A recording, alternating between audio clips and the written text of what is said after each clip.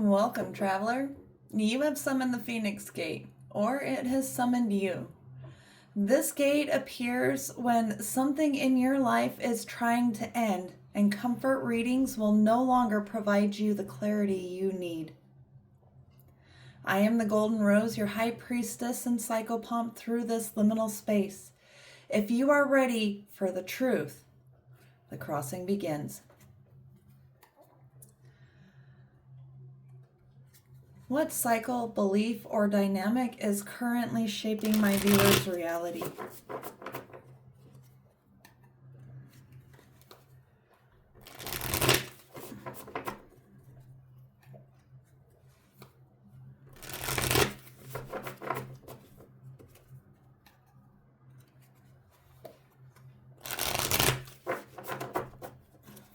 One card, please. Two, I accept.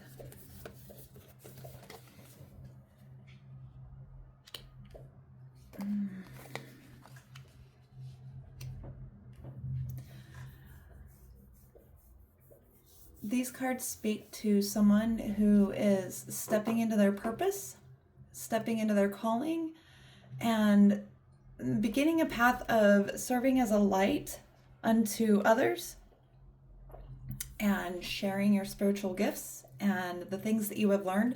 This may not even necessarily be spiritual. This may mean just taking the things that you have learned about your past, the conditioning, your programming, how you have overcome your difficulties and challenges in your life, and you are now using those to serve as a beacon for others to help them find their way out of the similar situations.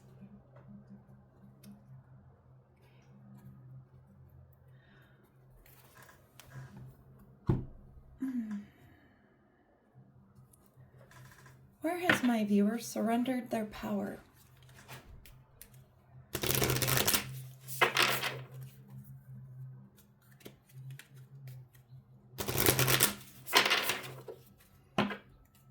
Eventually I'll get something to weigh down the end of that little cloth.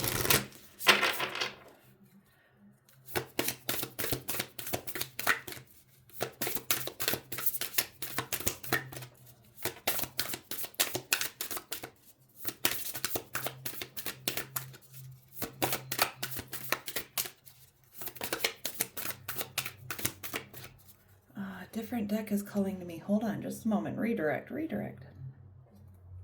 This deck is calling.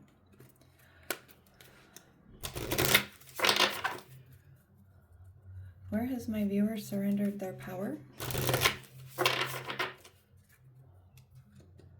As they are beginning this path of serving as a light unto others, an example, role model to others. And they surrendered their power. Right away.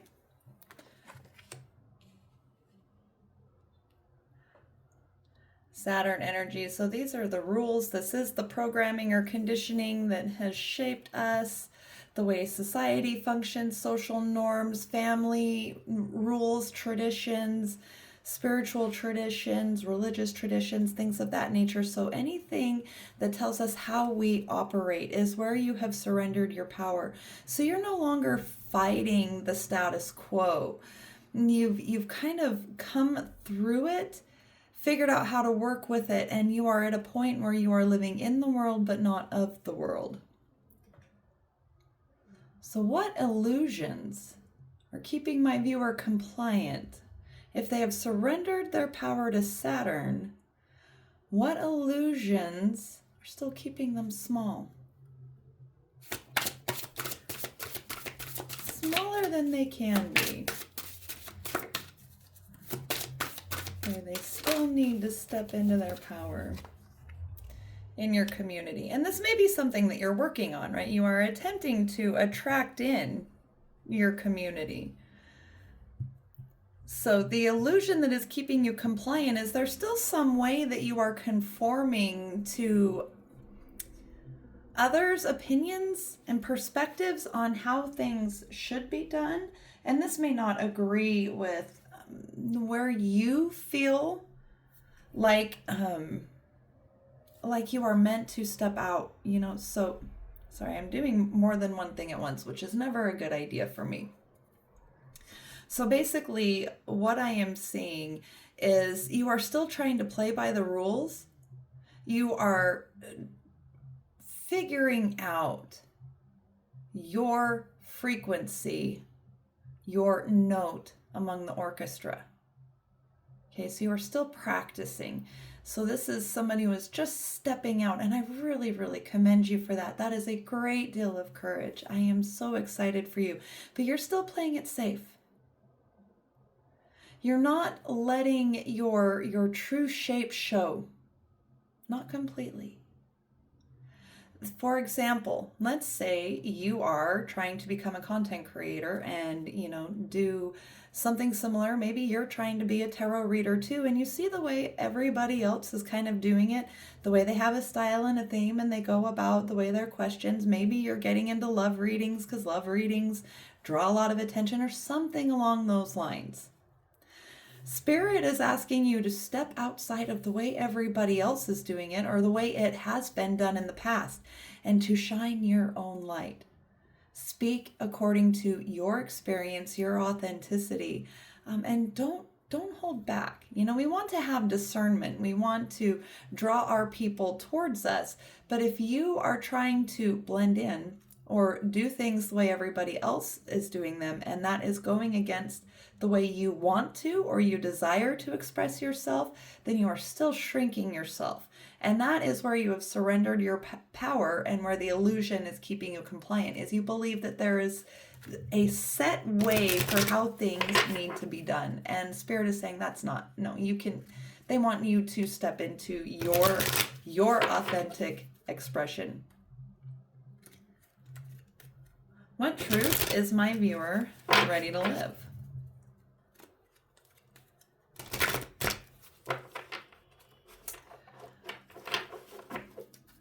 Trying to shuffle the deck without mashing it. The foil on these cards is coming up a little bit on the edges, so I try to be a little careful. I love this deck. What truth is my viewer ready to live?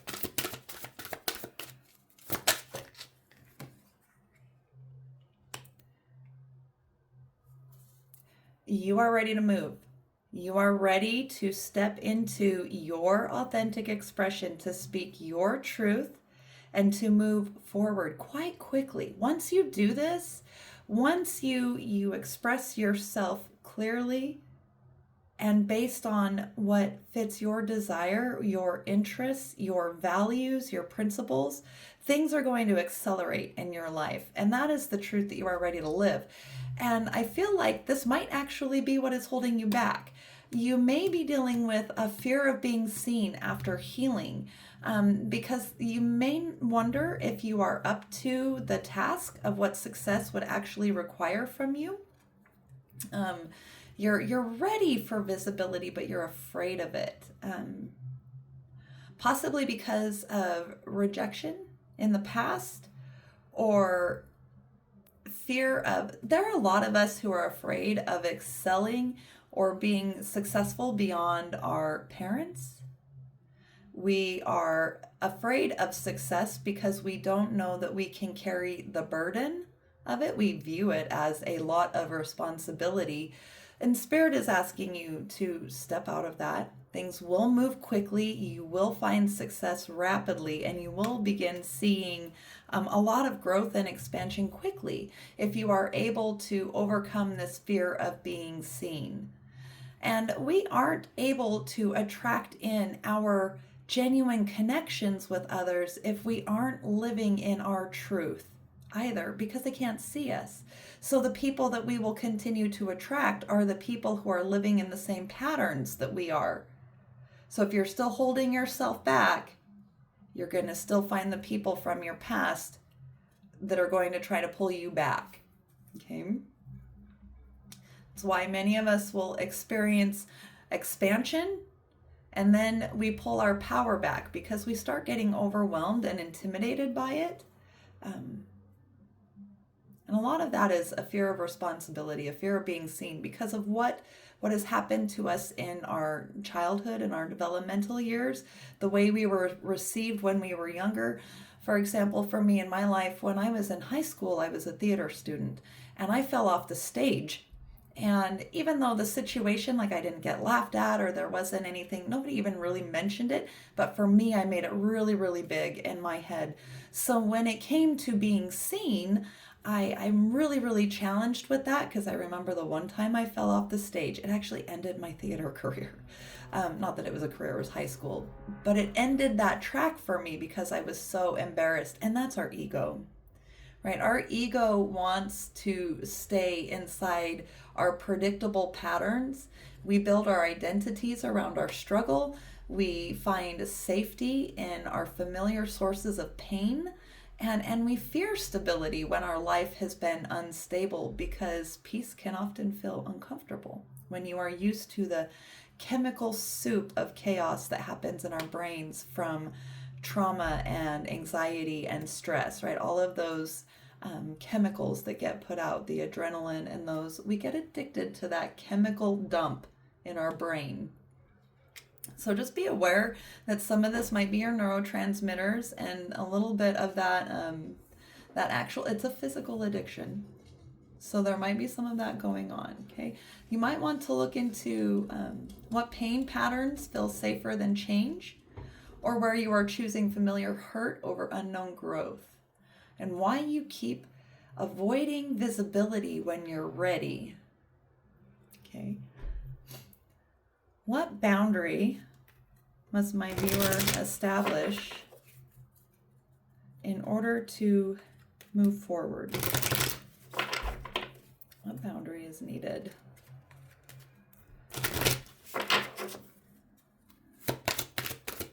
I did not need to shuffle that again, but so fecundity is talking about like reproduction, what is produced. Okay, so this is rain. Fecundity is the word over rain. So it is our ability to produce and what is produced by our efforts. So you need to set boundaries that protect and guard your creations. Okay. So and this can include around your known ways of self-sabotage. You cannot expand if you aren't willing to take small, calculated risks. And life is going to move you towards your greatest good and highest potential anyway. But we avoid, out of those fears, taking the small, calculated risks, and those compound. Okay, that is another aspect to fecundity. They will compound and grow. And that's what creates tower moments in our lives, that things that pile up until they are so uncomfortable we have no choice but to move.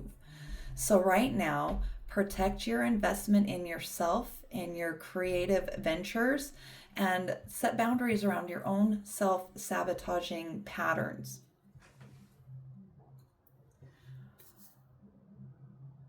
Let us pause at this threshold to take in the view. We have felt what was ending and what truths asked to be faced. Change often carries grief alongside liberation because these are identities that we become attached to. These are attachments that we have to past versions of ourselves, people, places, and things.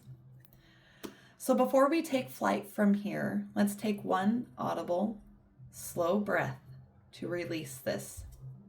In.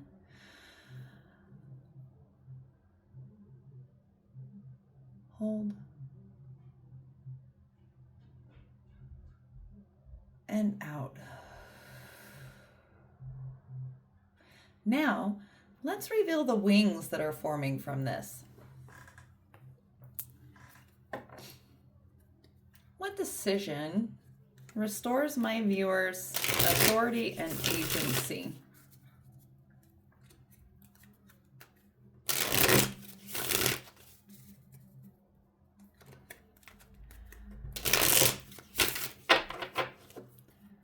Decision restores their authority.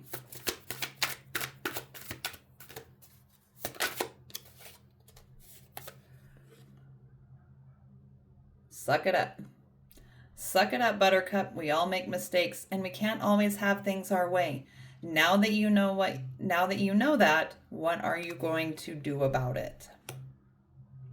So just like I was saying about when I fell off the stage in theater, what I needed in that moment was the ability to take a wider perspective, like I did when I was describing it, and realize that I was the only one making that a big deal. Nobody laughed at me. Nobody gave me a hard time. Nobody even ever brought it up. But within me, I made it a huge deal and a barrier to my ability to be successful. I needed to suck it up. And I would have used kinder words to myself. Thanks, that was my inner child. So don't talk to your inner child that way. But do know that you have the strength. You have the courage. You have the skills. So you do need to step up. Okay? Step up. You are your own worst enemy, and you are the only thing in your own way. What single action will prove to my viewer and serve as sign that they are on their way and crossing into their new phase, that they have passed the Phoenix Gate and are crossing into their new phase?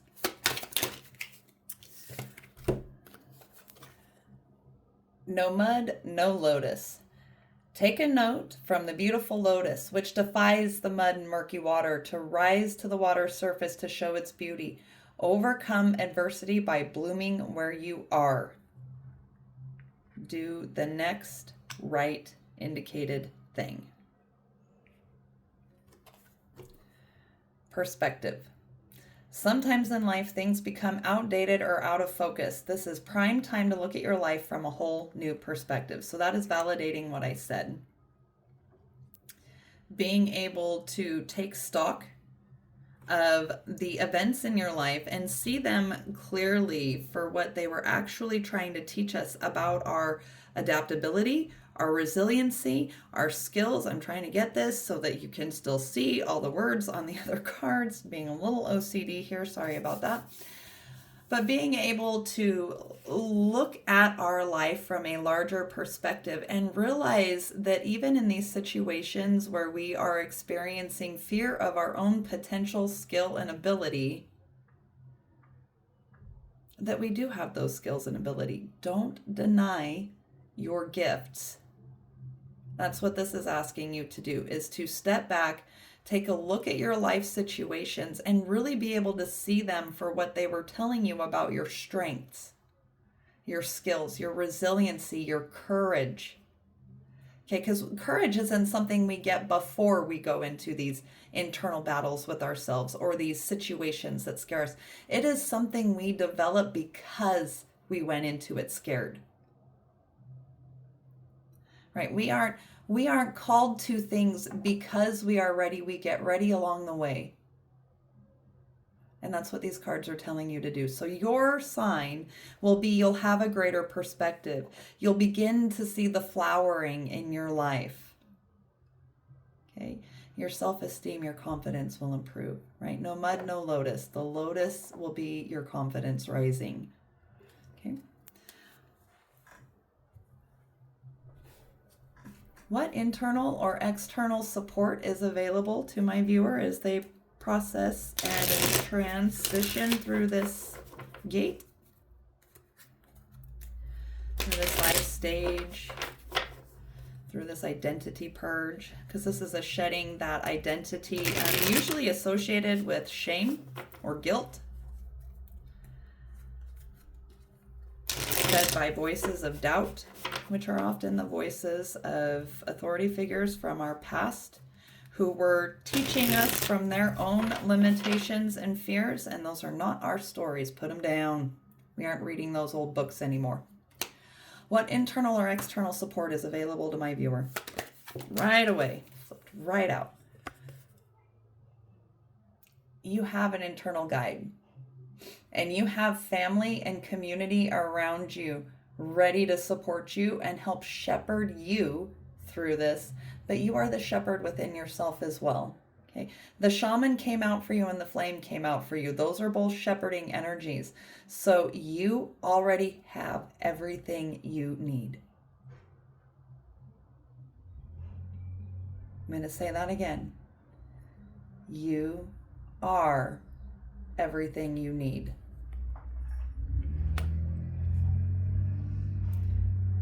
The only thing stopping you is you.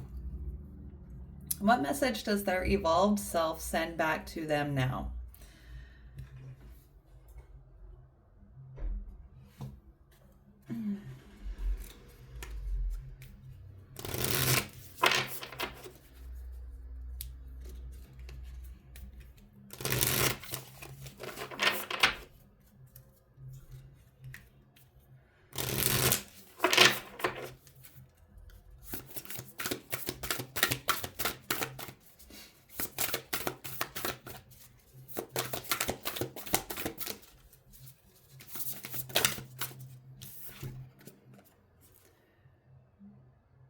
Dancing in the parade.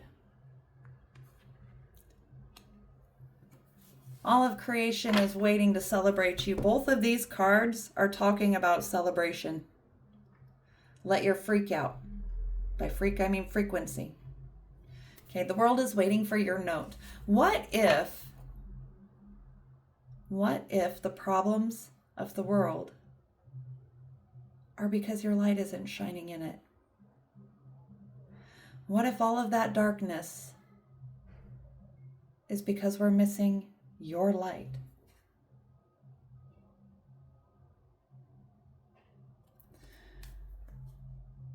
The world is calling you forward. We are in a time of great turbulence, and your voice is needed. The Phoenix Gate has opened. The fire has claimed truth. The ashes have been witnessed. The wings are forming. What you carry forward from this gate is yours to nurture, protect, and grow. Transformation is rarely loud. It is often quiet choices repeated over time. You are allowed to move at the pace your truth requires. Thank you for crossing this threshold beside me. If this reading spoke to your journey, you are invited to share what resonates in the comments. I would love to have the opportunity to see your story and connect with you and support you through it. If you would like to learn ways to be more embodied by practicing somatic awareness, I invite you to join my school community where this is exactly what we cover. We learn how to drop into our bodies, hear what our bodies, our cells are telling us about what our needs are and how to respond to them. All the information for that is on the bio on my page on YouTube. I look forward to seeing you there. Until the next gate summons.